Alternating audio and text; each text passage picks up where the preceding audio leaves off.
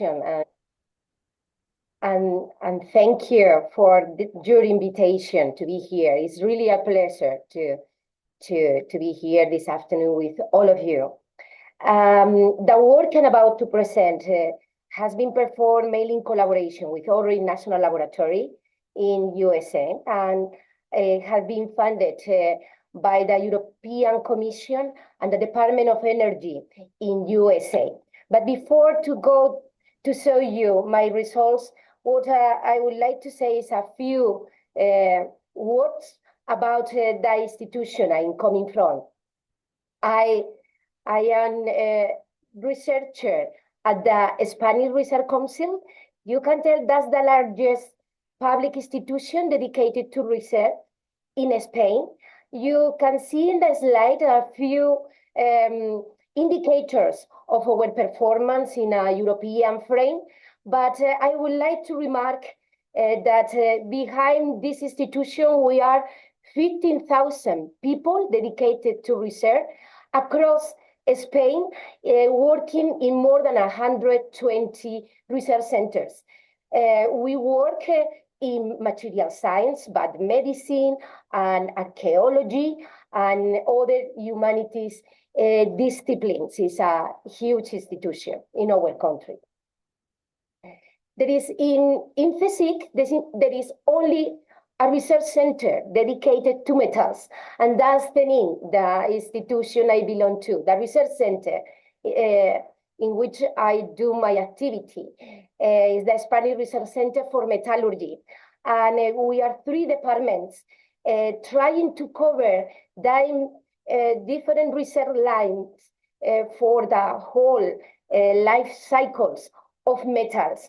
We are 100 people, not only scientists, including technicians and also people from administration, devoted to everything related to metals in physics. Okay, and the work the results I want you to present that I put together to see the similarities and the difference with martensitic of bainitic structure and martensitic structure came of our investigation on ultra-high strength steels that are able to harden under deformation. Then you can imagine that mainly they are high silicon steels that contain certain amount of return austenite. We have been working on the metal stability of the matrix, and that matrix you will see can be martensitic or bainitic. But what we learn of this work is that we can consider, independently that is martensitic or bainitic, we can consider and approach the structure as a lath-like carbon supersaturated ferritic structures. We also concentrate in the metastability of the second phase, the return austenite, because that's the key to control properties such as ductility or toughness. But what I want to show you is that how bainitic ferrite in high silicon steel can be very similar to martensite, and what make them different when we look at the very detail of the microstructure. It's not crazy to, before see anything, when you approach this subject, it's not crazy to think that they have to be similarities, because they have been formed by the same transformation mechanisms. They have been formed by a dysplatic reaction. And it's well known the complexity of both type of structure when we look at the multi-scale, and they have also a lot of similarities when we look at the microstructure in the EBSD, when we look at the crystallographic information. And that's what I want to show. But before going there, let's see literature in high silicon steels, in microstructure, bainitic microstructure and martensitic microstructure that contain return austenite. Let's see how similar they can be. Apparently they can be when we look just in literature.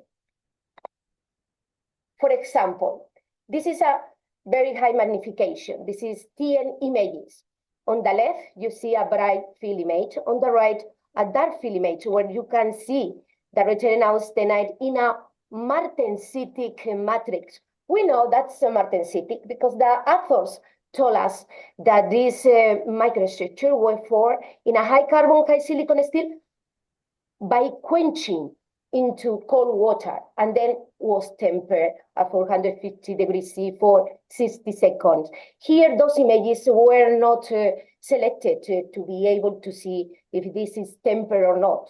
But you can see the matrix, the martensitic matrix and the second phase, returning austenite. This is a bainitic structure, and that can have been formed in a high carbon, high silicon steel, transformed isothermally at low temperature, at 200 degrees C for a long time. That's part of the work that we perform at the very earliest investigation of super bainite and nanostructure bainite in Cambridge. And this is as well a TN image. This is what we call nanoscale bainitic structure, is formed by a bainitic ferrite matrix and returning austenite. Okay, look really similar. I'm coming back here with a bright field image for comparison. But you may say, this is very high magnification. We are looking a very small area of our sample, of our material. That's true. Let's look at and you can tell also high carbon, high silicon steel, nanoscale bainite. That's a very sophisticated bainitic structure. Let's see other bainitic structures and other scales later. In this case, again, TN images. On the left, you can see a ultrafine martensitic structure transformed in a medium carbon, high silicon steel after quenching and partitioning. Martensitic matrix and returning austenite as well. On the right, ultrafine bainitic structure in a medium carbon, high silicon steel after accelerating cooling and air cooling after 500 degrees C. This is from the PhD of our colleague, Maria Jesus Santofimia, when she was doing the PhD here in Madrid. Okay, very similar as well, but let's look to a smaller scale. This is the SEN. You can see the second phase, the returning austenite, and you can see the whole picture and the complexity of the distribution of the different size of returning austenite, which we know that's really the key to control water hardening and to have a very effective trip effect. On the left, SEN images, ultrafine martensitic structure obtained in a medium carbon, high silicon steel, transformed at quench and partitioning. That's a martensitic matrix and returning austenite. On the right, you have a nanoscale bainitic structure obtained in a high carbon, high silicon steel, transformed isothermally at 220 degrees C. Okay, in the high carbon, high silicon steel, maybe we have a wide range of returning austenite size, but you can tell it looked very similar, or less. When we are in front of the SEN and we do a blind characterization, I recognize I need a heat treatment sometimes, a lot of time, the most of the time, to identify and discriminate at this scale. Okay, if we look at the crystallographic information in the EBSD, and this is a bainitic structure obtained in a high carbon, high silicon steel after isothermal transformation at 250 degrees C, you can see the beautiful substructure of bainitic ferrite, very similar to martensite. In a pure austenite grain size, we can see the substructure of package and blocks and that high density of high angle boundaries that able to control the crack if it's crossing the structure during a toughness test. Okay, apparently we have similarities. Let's come back to TN. This is a bainitic structure obtained in a high carbon, high silicon steel, transformed isothermally, and you can see that bainitic structure may have, as well as martensite, a high dislocation density, an important high dislocation density. In bainite, that's the way the microstructure accommodate the strain related to this plastic transformation. And you can see that it's accommodated plastically and generate those dislocation of the interface, bainitic ferrite interface, retaining austenite, residual austenite. But in martensite, it may be different, the way to accommodate that strain energy. But if we look at the dislocation density, which can tell us how hard a material can be, you can see the comparison, and let's start to see some difference and be precise that, these are X-ray analysis measurements of the dislocation density. And in red, you can see fresh martensite and the dislocation density of a, for instance, conventional bainite. By conventional bainite, I mean steel that transform to bainite at intermediate temperatures, and that can be a medium carbon, low silicon steel, for instance, that can transform at 550 degrees C, and you can see that the dislocation density is an order of magnitude lower than fresh martensite. For sure, the dislocation density of conventional bainite is higher than polygonal ferrite. But look, the dislocation density of what we call nanoscale bainitic structure that correspond to this TN image, the dislocation density can be comparable to fresh martensite. Wow, that's really interesting because that's comparable hardness.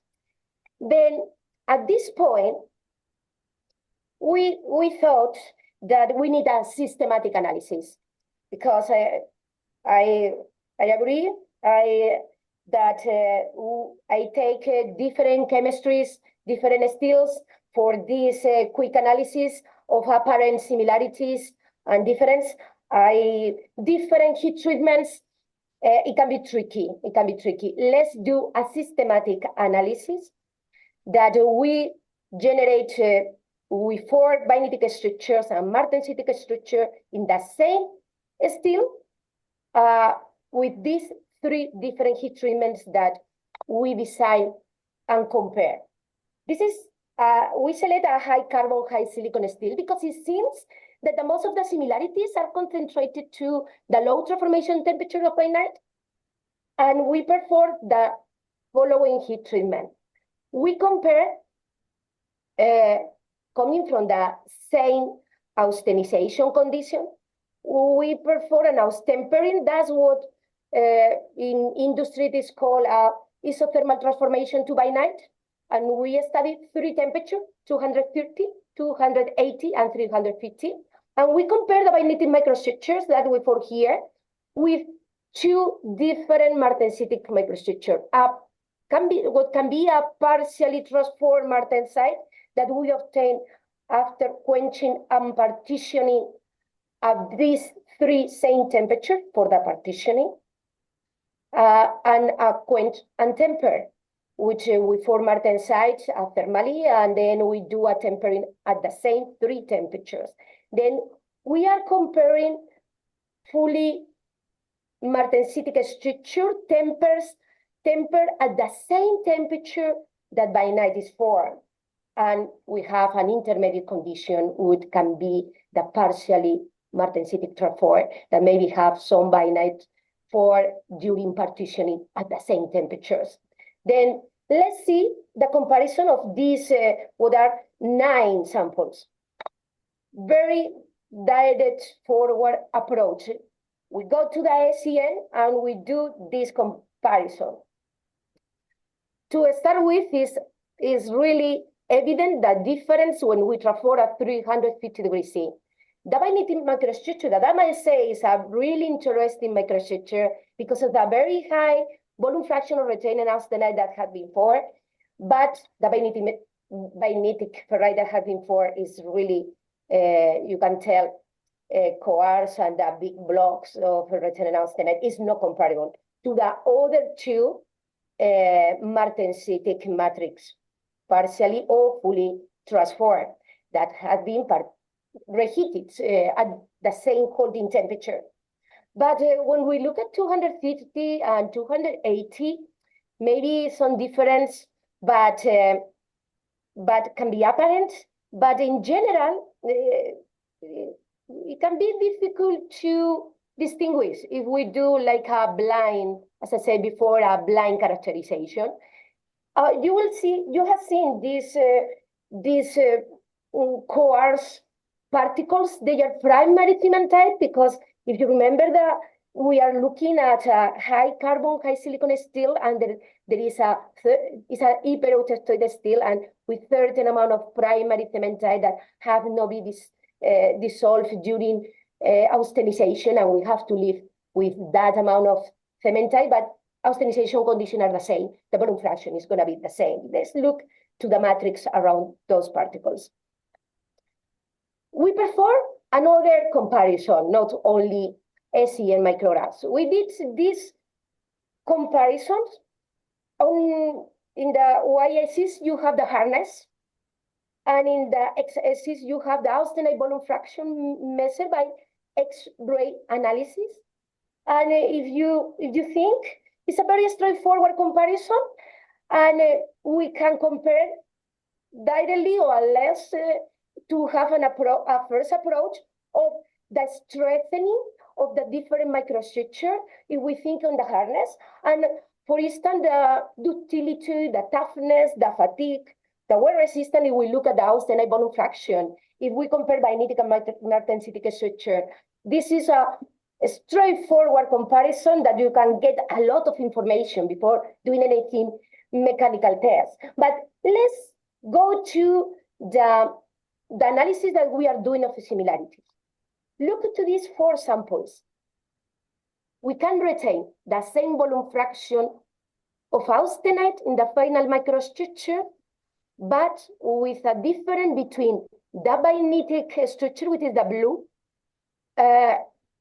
of a maximum of 70 beakers, with the quench and temperature 230, which is the sample with the highest hardness, which is the green. Okay, that's interesting. Let's go to these 3 samples. This is interesting as well because they have the same hardness, a bainitic structure with the same hardness of 2 martensitic structure. We have to keep into account that they are not as quench martensitic structure. They are tempered, or there is a partitioning if we are talking about partially transformed to martensite. They are not fresh martensite in any of the cases, but different return austenite, slightly different return austenite, but the same hardness. Okay, I found really of interest to look at more carefully the microstructure of these 4 samples to understand why with the same return austenite content, systematically the martensitic structure seems to be harder. 70 beakers is not too much, but it looks systematically. Let's look at the more X-ray and data. Oops, sorry, this is interesting. I select these 4 cases because look, we can get the same hardness, the same retaining austenite content if we perform a quench and partitioning and a quench and temper 50 degrees higher. Okay, it's really worth it to look at that. This is just a single steel, I admit. But it's important to look at that because quench and partitioning, it can be a very difficult heat treatment to apply, industrially.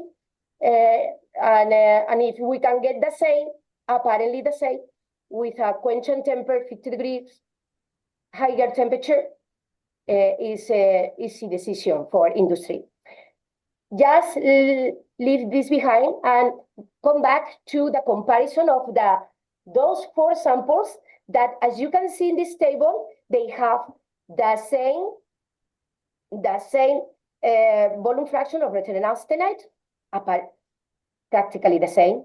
You can see here the cementite, primary cementite particles, the same austenization condition.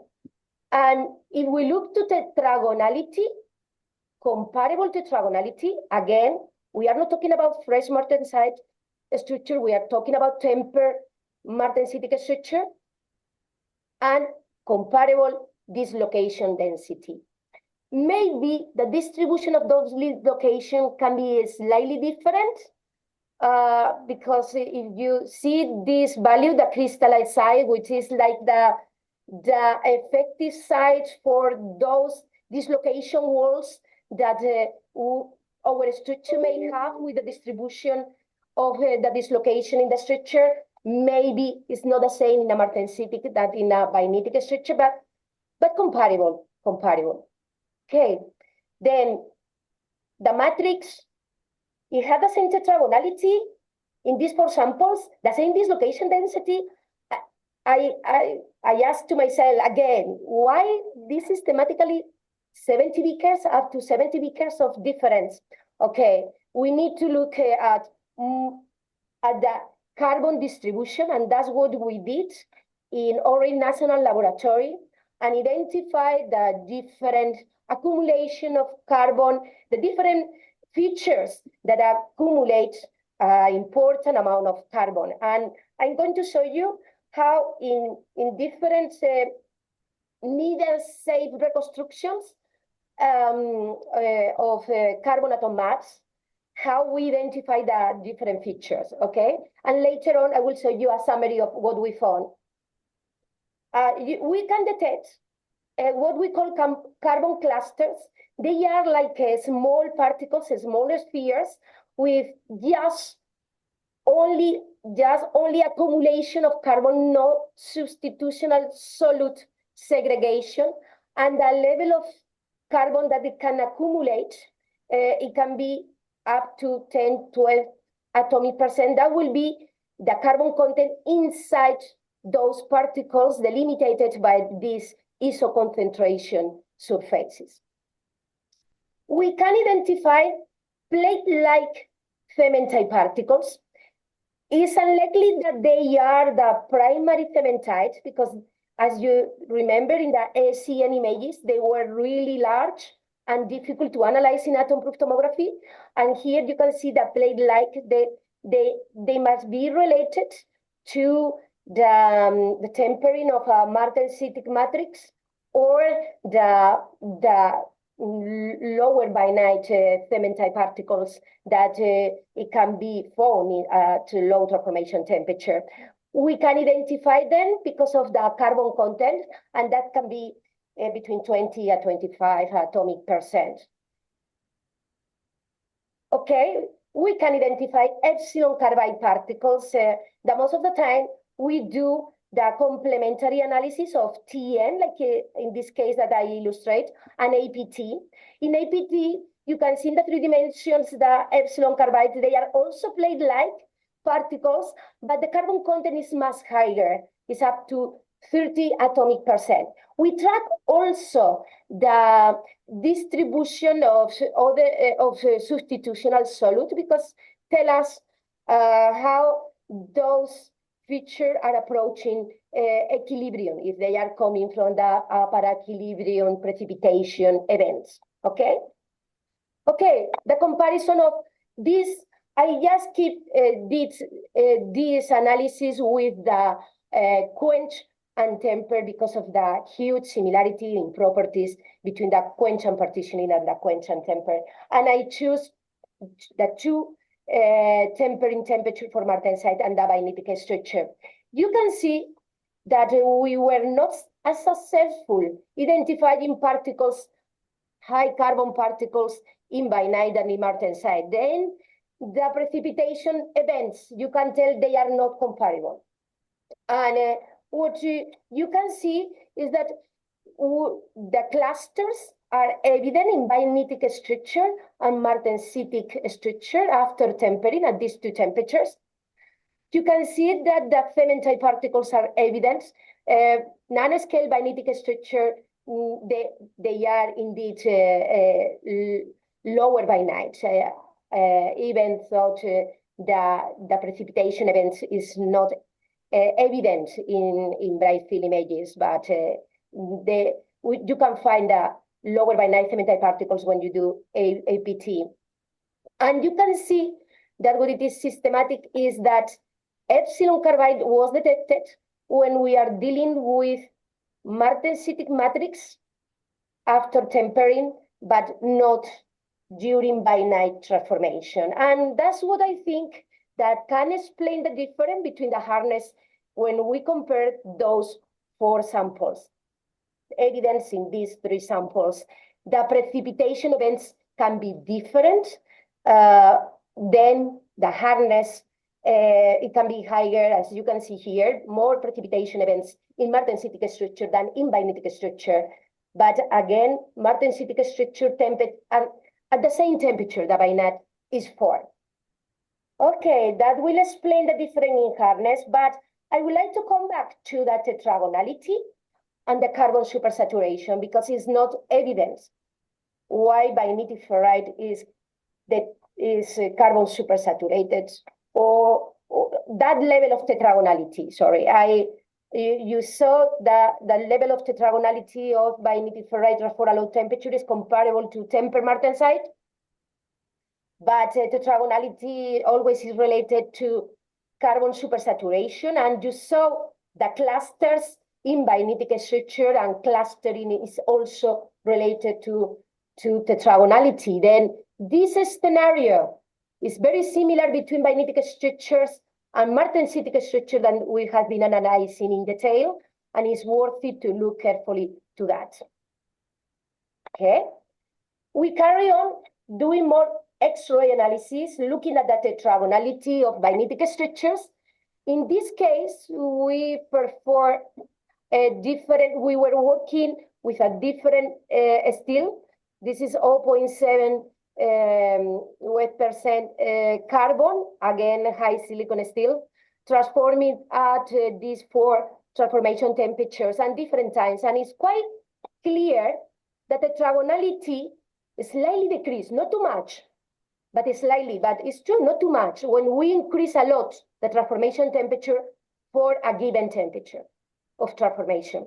And it's quite clear that the tetragonality decrease when we increase the transformation temperature. And it's in that 350 tetragonality start to be really much lower than even tempered martensite. Again, 1 order of magnitude, that tetragonality, when we compare with a quench structure that I remark in red, tetragonality of low temperature bainite is comparable to tempered martensite, not as quench martensite. That tetragonality in the past was also measured in detail by Badisia and co-workers using in situ synchrotron X-ray diffraction, and the same values were confirmed. In this case, a slightly lower temperature, but the order of magnitude, they are the same with more precisely tool. We perform also, in collaboration with CNRS in France, perform synchrotron analysis looking at the tetragonality. We perform the analysis at 2 different temperatures. Again, increasing the transformation temperature is quite clear, the decrease of tetragonality, but it's also very clear when we keep the test longer than transformation, tetragonality seems quite, I will say, remains, but it seems quite stable. But we are looking at metastability, metastable structure. For this reason, I say stable, but it looks that remains. Okay, how look like the that matrix in the TN? How is the lattice structure? Here you can see the diffraction patterns of a high carbon, high silicon steel transfer at 250, and you can see those characteristic diffuse spikes and those satellites that were reported in the past around the 80s when it was illustrated, and the early state of aging in iron carbon martensite. those features have been related with short-range ordering of carbon in the past and with a structural modulation, modulated structures. In bainitic structure, we saw also in the high-resolution TN these twin-like modulated structure. They were described precisely like that in the early stage, in natural aging iron-carbon martensite. Then a lot of similarities. We are coming from in both cases for a dysplasid, for the structure that have been formed by dysplasid reaction. This is how complex can be the distribution of carbon at the nanoscale.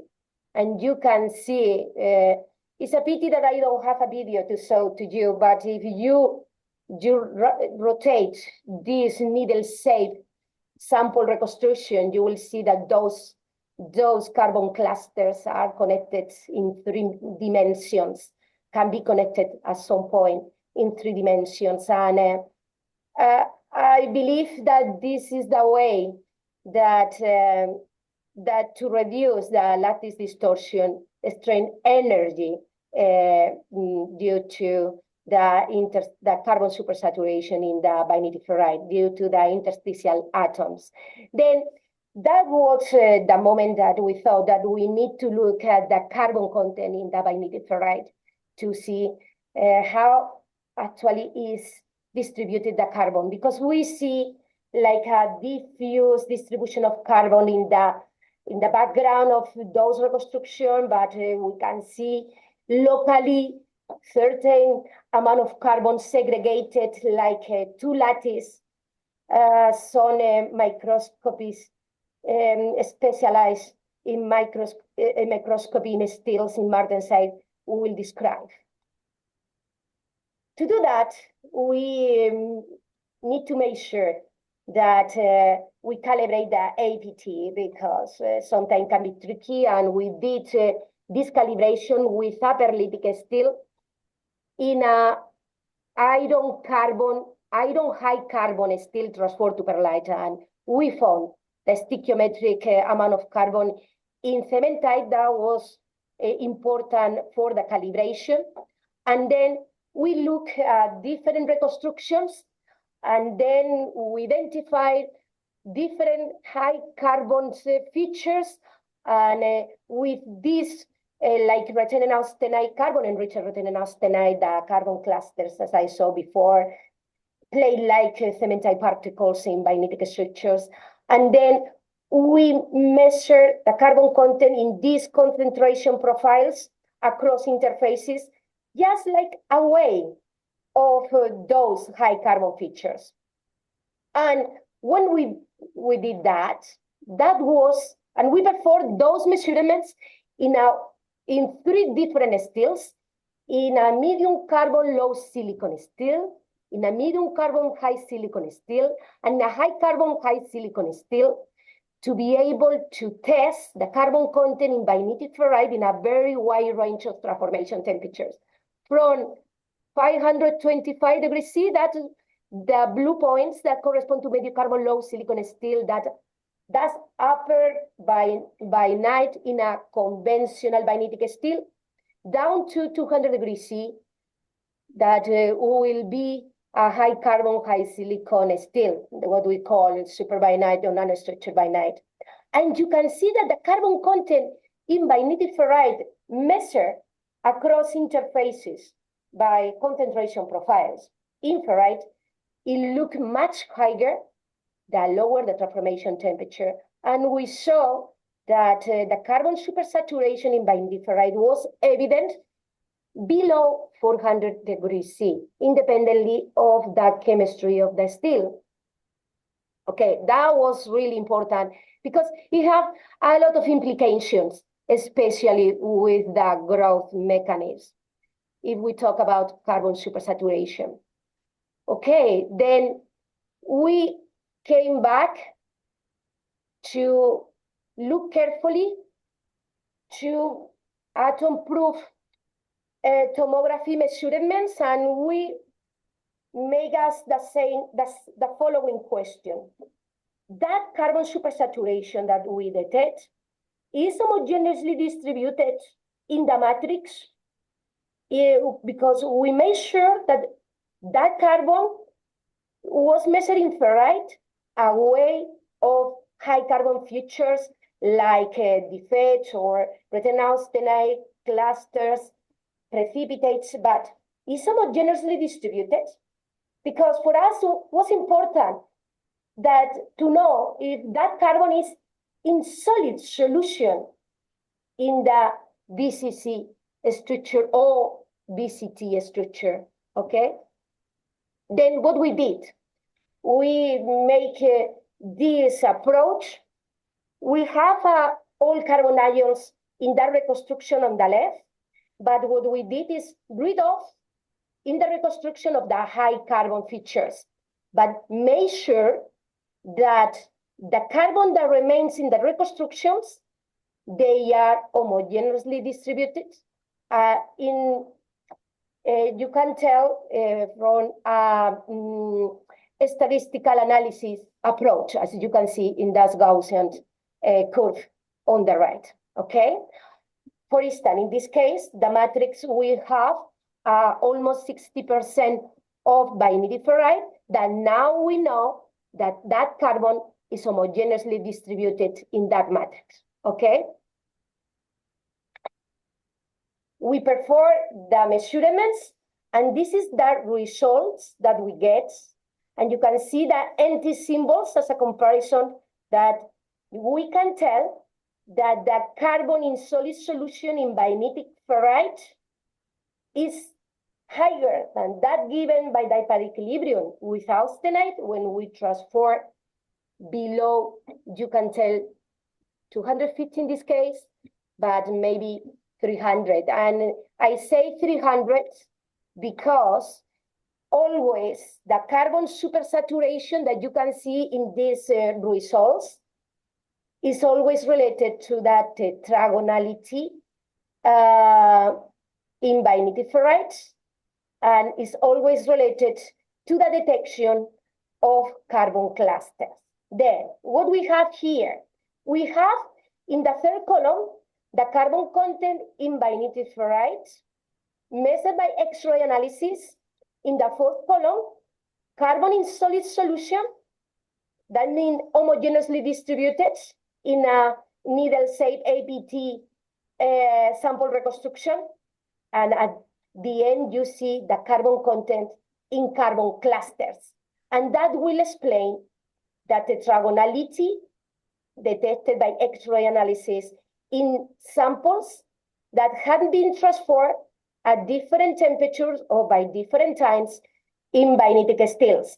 And you can see that below 300 degrees C, we can say below 325, we don't see any more carbon clusters, and we don't see carbon in solid solution higher than per equilibrium. You can see here again in red as quench microstructure. I must say that that's as quench, but at the end it's a natural aging structure because it takes a few days to perform the determination of the carbon content in that matrix, because the sample have to travel from Spain to USA, and that's not straightforward proposals, project. You understand what I mean? And again, the order of magnitude of tetragonality is one order of magnitude higher. The carbon supersaturation, according to X-ray analysis, is much higher in a quench, but the clusters are there, and the level of carbon is comparable. Okay, those carbon clusters in all the cases are compatible. That carbon content with these compounds, iron 16, carbon 2, that have been identified in the past at the earliest state of the temper of martensite. Okay, then I will say that bainitic structures, they are four like martensitic structure by a displaced method, like carbon supersaturated ferrite as well. but the degree of, let's say, the evolution, the degree in the evolution to the para-equilibrium is not the same. But let's see the comparison when we do a tempering, because we have two metastable structure, and we know which one is more metastable than the other. And now let's see how evolve to the equilibrium. Okay, this is a high carbon, high silicon martensitic structure after a few days at room temperature, the one that take to move to Oregon National Laboratory, and this is the reconstruction, and those are the clusters that I saw the chemistry, more or less, or one of those before. This is natural aging of martensite. This is 50 degrees after tempering, after 1 hour. The same steel, the carbon cluster, the same, roughly the same carbon content. This is increasing the temperature in the tempering of martensite at 150 degrees C for an hour. And you can see a different compounds. It's like agglomeration. The clustering agglomerate, and now they are getting more important, more significant events, and the composition increase up to 16 atomic percent. That's compatible with an iron 16 carbon. This is a bainitic structure, transformed at 200 degrees C, tempered at 300 degrees C, and you can see the same features that in martensite. You can see the cluster with a carbon content of 10 atomic percent, the conglomerates with a carbon content of 18, 17, they are plate-like. Here is more evidence. Does the iron can be the iron 16 carbon? This is a bainitic structure. After tempering at 400 degrees C, already eventually epsilon carbide will be formed during tempering of bainite. We found the epsilon carbide a much lower tempering temperatures in martensite, the same evolution, different kinetics, and eventually in bainitic structure, we will get the cementite particle with extensive substitutional distribution related to the, the tempering of martensite or bainite. Okay, I think I concentrate a lot in the similarities, but now let me to show you the main difference among structure, which can be really important if we are thinking on application, certain application and mechanical performance. And I have to show you that of these three samples, the EBSD phase maps of the three samples that, for instance, were transferred isothermally at 230, the quench and partitioning and the quench and temper in that steel that I show you the systematic investigation. And if you look, you can see here the phases, the same amount of return austenite and the primary cementite that you saw before. You can see the phases on the left. But we concentrate on the effective ferritic grain side and substructure. You can see the different. The bainitic microstructure is coarser and the density of high angle boundaries is lower, which can be really important for the control of toughness or fatigue. And look, if we look carefully to the distribution of size with an analysis of equivalent circle diameter or corresponding area percentage distribution is not just subtle, it can be quantified, that different in effective size. The distribution is flatter in the bainitic microstructures in comparison to the tempered martensitic structures. And if we look carefully to in a given pure austenite grain site, the number of variants in a martensitic structures is much higher. The main reason is that it had not before at 230, it had been before thermally. It had been tempered at 250 degrees C. The driving force for the transformation is much higher. There is more energy to create, to form more variants, and that's the main difference that can be observed. And just to remark that information is really relevant if we look at how a crack, like for instance, a fatigue crack generated at the surface of this sample, how travel across the structure. They go through the block and package boundaries, interface boundaries, and that can be really significant for the performance of the material. Okay, I would like to finish here. My remarks that a lot of similarities, if we think that the mechanism of transformation can be similar, and the main difference is that in the structure that we perform the systematic analysis, if we compare that then EBSD martensitic matrix in high silicon steel, so bainitic matrix can play an important difference. And thank you very much for your attention.